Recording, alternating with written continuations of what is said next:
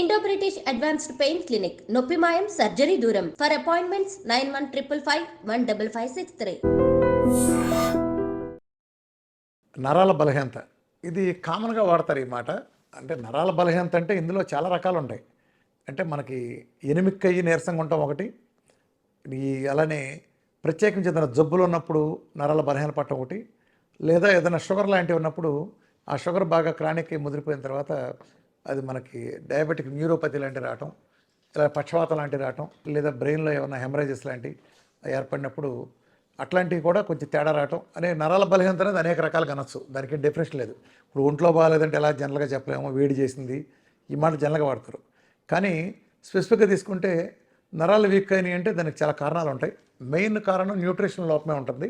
అంటే మంచి ఫుడ్డు ఇవ్వకపోవటమే కాకుండా చెత్త ఫుడ్ ఎదురివ్వటం, ఇది ఇంకా హాని. ఇప్పుడు జంక్ ఫుడ్ మనం మార్కెట్లో తినేదంతా ఇవాళ జొమాటోలో, స్విగ్గీలో, హోటల్ నుంచి తెప్పించుకుంటే ప్రపంచం అలవాటు పడిపోయింది. ఇది ప్రజల ఆరోగ్యాల మీద తీవ్ర ప్రభావం చూపిస్తుంది. ఏ హోటల్ ఆడు కూడా ఆ రోజు తెచ్చిన చికెన్ మనకు వండి మనకు పెట్టడు. ఆడు చాలా స్టాక్ ఒకేసారి పెద్ద స్టాక్ కొనుక్కొని దాన్ని ఏదో సాల్ట్ వేసి మ్యారినేట్ చేసి పడేసి డీప్ ఫ్రిడ్జ్లో పడేసి హీట్లో ఇస్తే ఏదైనా బాగున్నట్టు అది అలా జరుగుతుంది. కాబట్టి సో ఇలా చాలా తేడా వస్తుంది. అట్లానే పక్షవాతం లాంటి, పార్కిన్సన్స్ లాంటివి ఉంటాయి. ఇది కూడా మనం అంటే అలానే నరాల బలహీనత జనరల్ మాట మాట్లాడాం, కానీ ఈ పార్కిన్సన్స్ లాగా రావటం ఒక్కోసారి ఏమవుతుంటే బ్రెయిన్లో కొన్ని క్లాట్స్ ఏర్పడినప్పుడు, బ్రెయిన్లో రక్తం గడ్డగట్టినప్పుడు, ఏదన్నా చిట్లినప్పుడు చేసినప్పుడు కూడా మనకి నరాల వీక్నెస్ అవ్వడం జరుగుతుంది. నరాలకు సంబంధించి మెయిన్ సమస్య ఎక్కడ వస్తుందంటే, ప్రధాన సమస్య బ్రెయిన్ కాదు, బ్రెయిన్ అనుకుంటే బ్రెయిన్ కూడా కాదు, ఎక్కువ వెన్నులో మనకి ఎక్కువగా భాగంలో ఏం జరుగుతుందంటే, ముఖ్యంగా L4, L5 దగ్గర ఎక్కువ మందికి అంటే వెన్నంతా ఇబ్బంది పడినప్పటికీ, అంటే లోయర్ మనకి ఇక్కడ గుంటలాగా ఉండే చోట ఆ ప్లేస్లో ఎక్కువ రకరకాల కారణాల మూలన అక్కడ డిస్క్ బల్జ్ రావటం కానీ, అంటే డిస్క్ మధ్యలో మనకి ఒక వెన్నెముక మధ్యలో ఉండే దీని చోట కుషన్లాగా ఉండే ప్లేస్లో ఐదర్ డిస్క్ బల్జ్ అవ్వటం కానీ, అది ప్రొట్యూషన్ ఇంకేదన్నా చొచ్చుకొని రావటం కానీ, అక్కడ బోన్ పెరగటం కానీ బై ఫోర్స్ కానీ, లేకపోతే ఈ డీహైడ్రేషన్ లాంటి కారణాలు, అంటే మనకు వాటర్ తాగే అలవాటు చాలా తక్కువ ఉంటుంది. ఈ కారణాలు అనేక కారణాలు ఉన్నాయి. అట్లనే డి విటమిన్, కాల్షియం అందనప్పుడు, అట్లనే సన్నగా ఉండేవాళ్ళు ఈ రిస్క్ మనం చాలా ఎక్కువ గమనించవచ్చు. ఇవన్నీ వెన్నులో ఏమవుతాయంటే, ఎప్పుడైతే ఆ వెన్నులో మనం ఏదైనా దెబ్బతిన్నప్పుడు ఆటోమేటిక్గా దాని కిందకి వెళ్ళే నరాలు సయాటికా కానీ ఇంకోటి కానీ నరాలు ప్రెస్ అవుతాయి. ఆ ప్రెస్ అయినప్పుడు మనం కాలంతా లాగేస్తుంది, లేదా చెయ్యంతా లాగేస్తుంది, లేదా పలానా పార్ట్ అంతా నిప్పుట్టింది అంటాం. దానికి కారణం వెన్నులో ఉంటుంది ఎక్కువ. సో మన వెన్నును స్ట్రెంగ్తన్ చేయడానికి అట్లనే ఇది ఎక్కువ మంది ఎవరికి వస్తుందంటే, సాఫ్ట్వేర్లో అలా కూర్చుని లేదా ఆఫీసులో పనిచేసేవాళ్ళు ఒకే కుర్చీలో కదలకుండా కూర్చుని పోజర్లో ఉన్న వాళ్ళు కూడా వస్తుంది.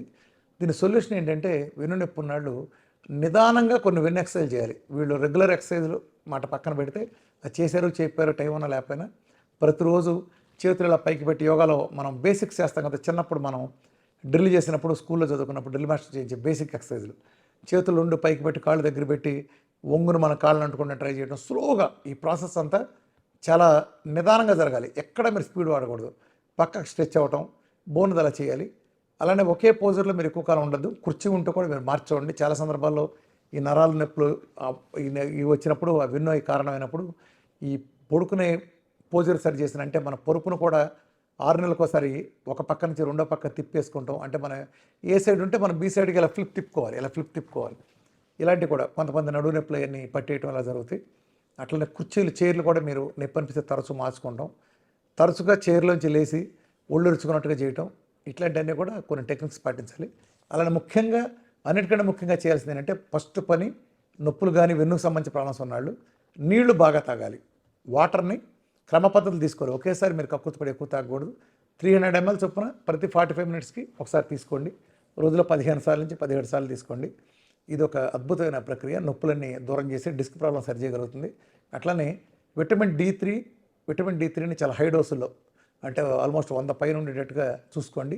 కాల్షియం కూడా ఆహారం ద్వారా న్యాచురల్గా అందేటట్టు ఎక్కువగా ప్రిఫరెన్స్ ఇవ్వండి. అట్లనే omega-3 బాగా ఇచ్చినప్పుడు కూడా చేయండి.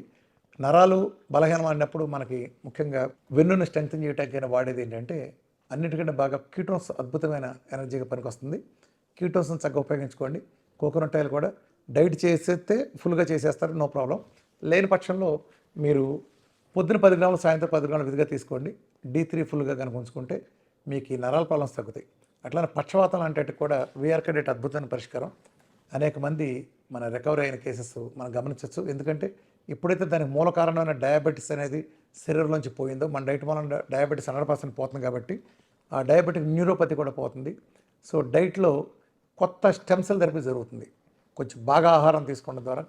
అంటే కొత్త సెల్స్ రీజనరేట్ అయ్యి, మొన్న మధ్య మీరు చూసుంటారు ఒక పాపకి మెలకన్ తగ్గింది. 1 మంత్లో మెలకన్ పోయిందంటే వెనకమాల న్యూరో మనకి ఆ నరాలు ఉంటాయి కదా, అవి కొత్త రక్తనాళాలు సృష్టించబడటం ద్వారా అంటే స్టెమ్ సెల్ థెరపీలో జరిగింది. అట్లానే గ్యాంగ్రీన్లో మన పూడిపోయిన కాళ్ళు కొత్త కండ వచ్చేసిన, ఆ బ్లాక్ కలర్ పోయి కనీసం కొత్తది వచ్చిన, సురాసిస్ లాంటి వాటిల్లో పాతది కుళ్ళిపోయిన చర్మం లాంటి ఉండేది కొత్తది వచ్చిన స్టెమ్ సెల్ థెరపీ జరుగుతుంది విఆర్కే డైట్లో. అలానే నరాలు కూడా రక్తనాళాలు సరిగ్గా వస్తాయి. మీరు గ్యాంగ్రీన్ కేసులో కూడా బ్లాక్ కలర్ బొగ్గులా మాడిపోయినాయి మనకి మామూలుగా వచ్చి సరి చేయొచ్చు. దీన్ని మన కలర్ డాప్లర్ లాంటివి చూసుకున్నప్పుడు మనకు తెలుస్తుంది. కాళ్ళల్లో కూడా కొన్ని రక్తనాళాలు గడ్డగట్టినప్పుడు ఆ కాళ్ళు నల్లబడిపోవటం, తొందరలో బాగా నల్లబడిపోయి ఉబ్బిపోవటం లాంటివి జరుగుతాయి. దీనికి పరిష్కారం లేదనుకుంటారు, అంత సీన్ లేదు, దానికి వేరే ఏ మందులు వాడవసరం లేదు. విఆర్కే డైట్ చేస్తే ఆ రక్తనాళాల్లో బ్లాకులన్నీ తొలగిపోతాయి. దాని ద్వారా మెయిన్ షుగర్ బీపీలన్నీ పోతాయి కాబట్టి, మన డైట్లో ఎలాగో షుగర్ బీపీ థైరాయిడ్ లాంటివన్నీ పోతాయి కాబట్టి, అలా మందులన్నీ దూరం అయిన తర్వాత ఆ క్లాట్స్ కూడా చక్కగా కరిగిపోయి ఆ కాలు మామూలుగా రావటం కొన్ని లక్షల మందిలో మరి జరగటం ఇది ఉంది. మెయిన్ న్యూరలాజికల్ ప్రాబ్లమ్స్ అన్నీ కారణం ఏంటంటే ప్రధానంగా షుగర్లోను బీపీలోను ఎక్కువగా వస్తాయి. నరాలు చిట్లిపోయే సమస్యలు లాంటి హై బీపీల్లో వస్తాయి. లేదా షుగర్లో ఉన్నప్పుడు దీర్ఘకాలం షుగరు ఈ మందుల కారణంగా నరాల డిపాజిట్ అవటం వలన మైక్రోవాస్కులర్ నర్వ్స్లో కూడా ప్రాబ్లమ్స్ వచ్చి కిడ్నీలు కాళ్ళు పోవటానికి అనేది కొద్ది కారణం అవుతుంది. ఈ ప్రాబ్లమ్స్ అన్నీ కూడా డైట్తో పోతాయి. సో మీరు ఏ న్యూరోపతి ప్రాబ్లం ఉన్నా సరే ది బెస్ట్ సొల్యూషన్ ఏంటంటే ప్రకృతి మన ఇంట్లోనే ఆహారం ద్వారా లేదా న్యాచురల్ సప్లిమెంట్ల ద్వారా తగ్గించుకోవాలనుకుంటే VRK diet protocol is the best choice. Thank you.